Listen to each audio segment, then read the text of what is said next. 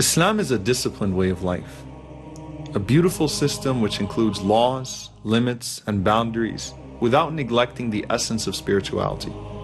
Through it, we organize our lives, paying close attention to certain times and places. Prayer is all about discipline. Like any important deadline in life, the time for prayer must be respected. And to intentionally pray outside of his time is likened to not praying at all. When the call for prayer is made, millions of people can naturally form rows in a matter of seconds in remarkable fashion. It takes precedence over all worldly matters. The appointed imam is then followed throughout the prayer as the Prophet, peace be upon him, said, and is not to be contradicted. Whatever he does, everyone else does. Allah looks only at the straight line, and through the rows of people, it is hoped that the hearts will be aligned as well. Not to mention Ramadan, which represents the highest level of spiritual, physical, and emotional discipline. No matter how hungry you are, you're forced to learn self-restraint and hold yourself back, and the clock becomes a glaring do not eat sign. Your entire day is structured in accordance with the times of prayer, and in Ramadan, you know exactly when Fajr and Maghrib are. And what's even more remarkable is that many choose to observe this regimen of fasting even outside of Ramadan when it's not even compulsory. Think of your zakah as God-given taxes. Except with these taxes, your money solely goes towards the cause of the poor and needy. The calculations, laws, and stipulations governing zakah are precise. Hajj is the greatest display of order in the world. Getting millions of people in such close proximity to dress, move, and worship in such stunning compliance is a testimony to the power of his call. Our Prophet, peace be upon him, was keen on teaching people to be disciplined and respect the law and system in both religious and worldly affairs. He warned that no two people should even travel without one of them being appointed as a leader of the two, and commanded that customs which do not contradict faith should be respected by the believers. Many times we disregard order and discipline thinking that we are the exceptions to the law. And when we do that, so does everyone else. And I mean everyone.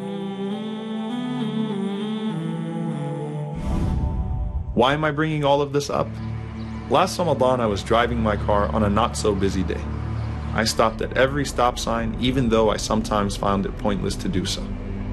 But I'm sick of all of these signs and red lights. I don't see any police anyway. Just as I thought that, I hit a man crossing the road. I didn't even notice him until after I hit him. I panicked. My heart was racing. I jumped out of the car to see what happened to him. I immediately apologized to him and told him I'd get help right away.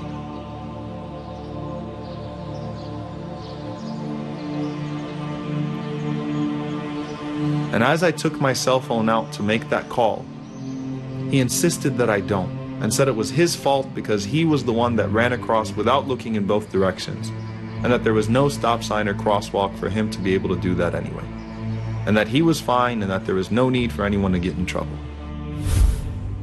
But I had to hold myself accountable. So I called 911 and I claimed full responsibility.